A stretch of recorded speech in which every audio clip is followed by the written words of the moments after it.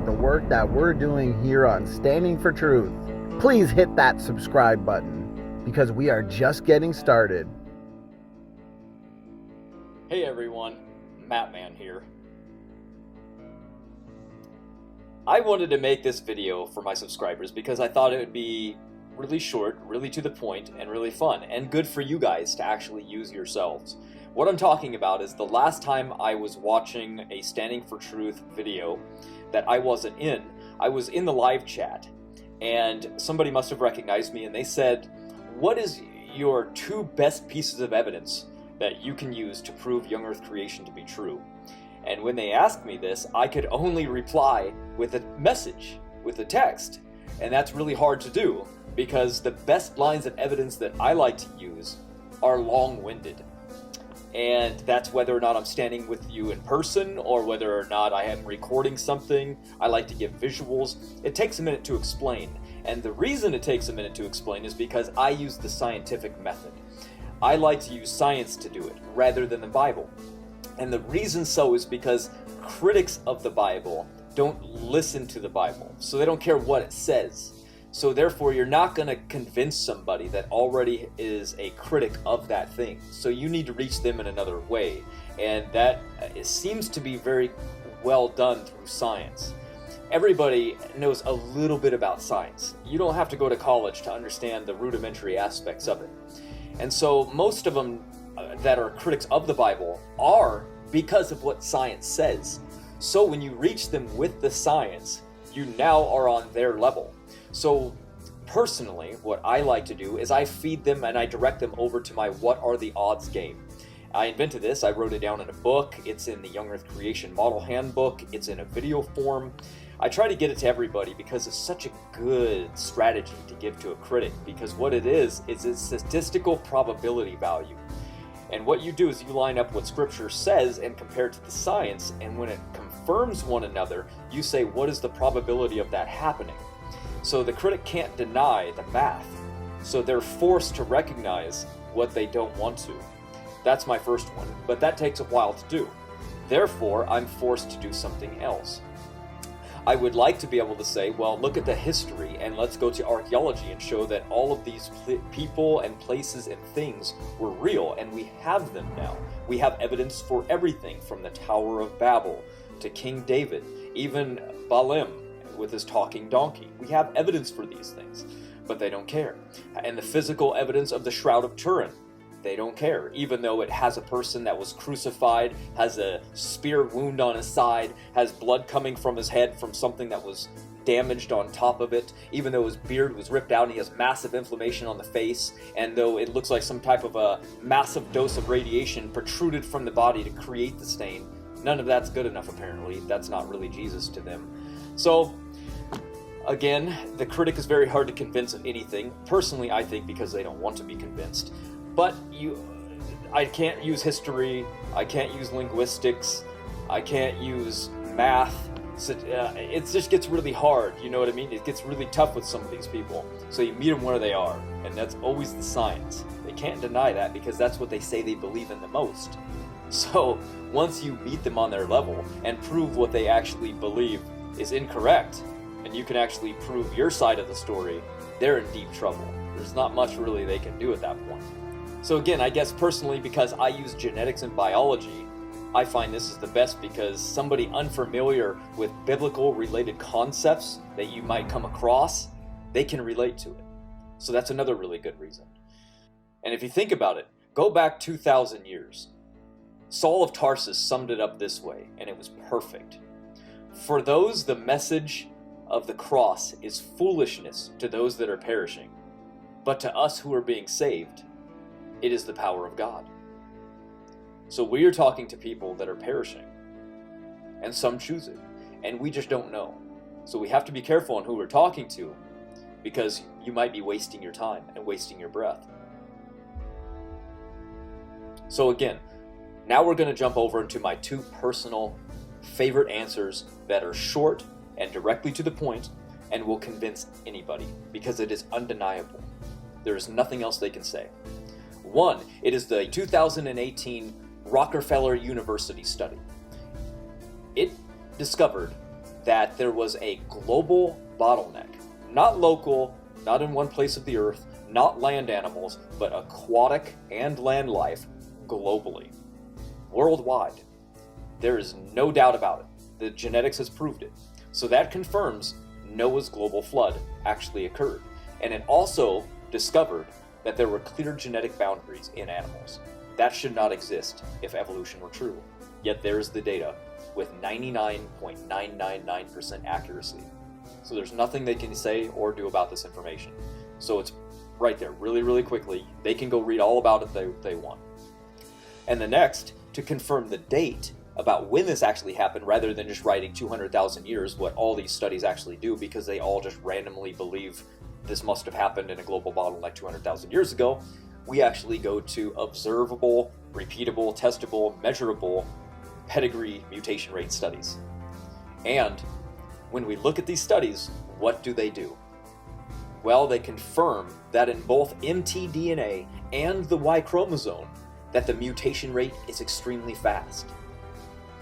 And this confirms genetic diversity in the young Earth creation timescale can be answered, and it totally invalidates evolution at the exact same time. Nothing in their model shows any bottleneck happening just a few thousand years ago, yet all the genetic data tells us that this happened.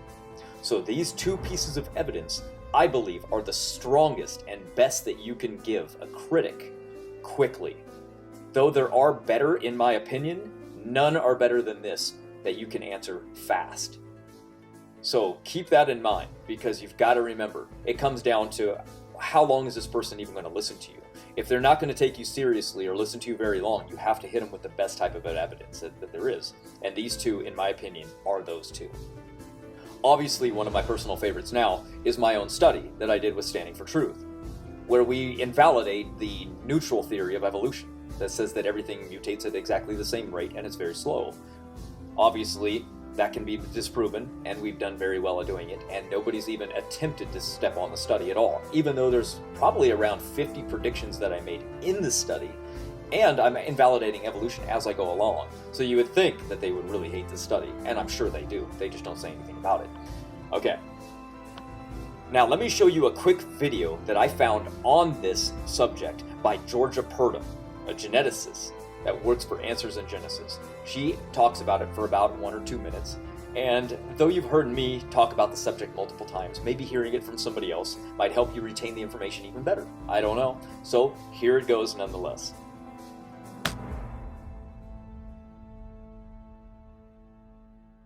Does human mitochondrial DNA evidence support the biblical time frame? So what are we talking about here? Well, let's talk about some facts. First of all, mitochondria are the powerhouses of the cell. They're little tiny organelles inside our cells that produce energy. They're very important for that. They're inherited maternally, so we get those from our mother, not our father. It has a circular genome, which you see there, of about 16,000 base pairs. So they have their own genome. Now, genome basically means the entire sequence of DNA, the information in that. You have a nuclear genome, which is what most people are familiar with, but you also have a genome inside each of those mitochondria.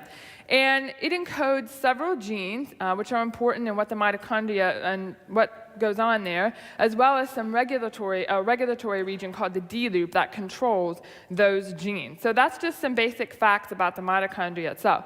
Now, how is this related to the issue of a biblical time frame? Well, for that, we have to go to the mitochondrial DNA clock, a molecular clock. And don't worry, we're going to talk about that. And mitochondrial Eve, which probably a lot of you are familiar with.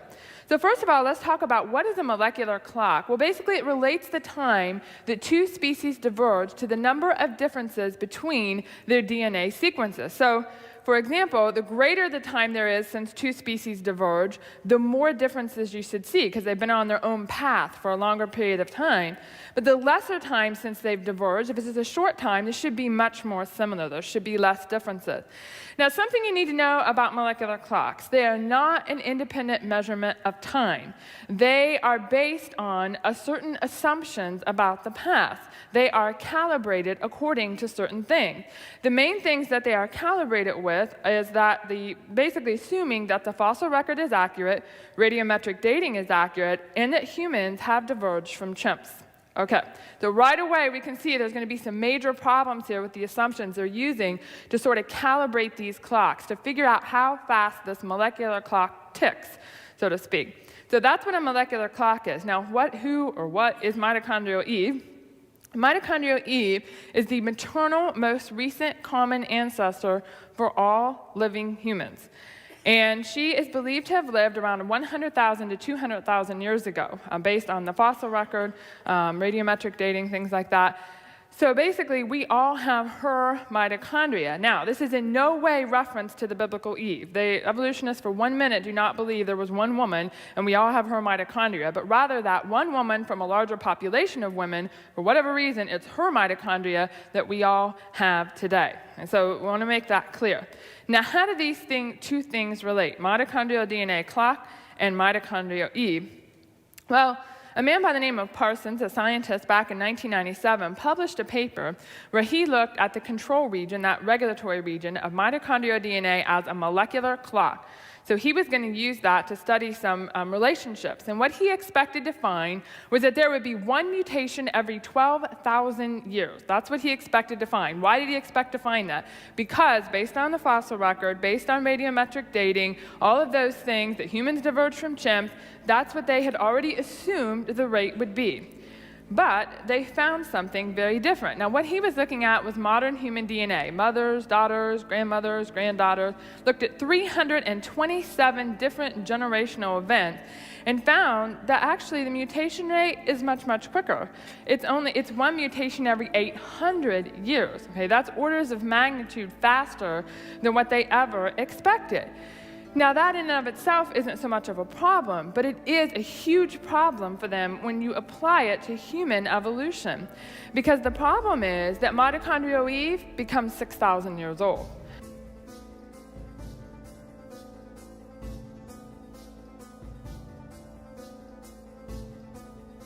Now, yes, this video is quite old, and since that time, multiple new pedigree studies have come out. Here's the chart that I myself have put together. As you can see, genetic diversity is easily explained using observable rate from pedigree studies. It wasn't just one study or some fluke, even though that is all the evidence that we need. Remember, when you're a forensic investigator, one piece of evidence is all you need to overturn everything else. We have that, but now we have multiple, everywhere, from multiple different scientists. So in closing, always remember, when trying to help people to show them the truth, you have to find people that are willing to listen. Some people are beyond help, no matter how much I don't want to believe it. It's true. They don't want evidence, they don't want to believe, and nothing you say will convince them. It's honestly a shame. And it gets even worse. There are some people that said, even if I do believe, I still won't worship God. I hate God. And here's proof of that. This is from a YouTube comment, or question I should say, that came up, and you can look for yourself at the answers that were given by the atheist God haters down the line.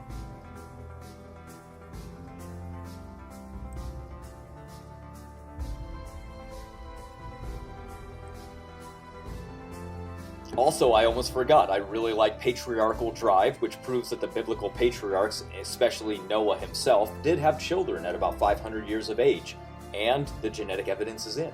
I also like Mendel's Accountant from Genetic Entropy, written by Dr. John Sanford, who actually shows that no matter what realistic model you put into the program, you can run it yourself and you can watch evolution fail in real time for yourself. So I really like those, but again, that's going to take some time and explanation for the critic to even really understand or grasp what you're talking about. And they'll deny it, and then you get in an argument. So don't give them that chance. Just move right along and just give them the direct data, and they can't refute anything because it's already been put to the test and the evidence is clear. If you like this type of content, be sure to hit subscribe and also smash that like button. It actually does help. Thanks for watching, and I'll see you soon.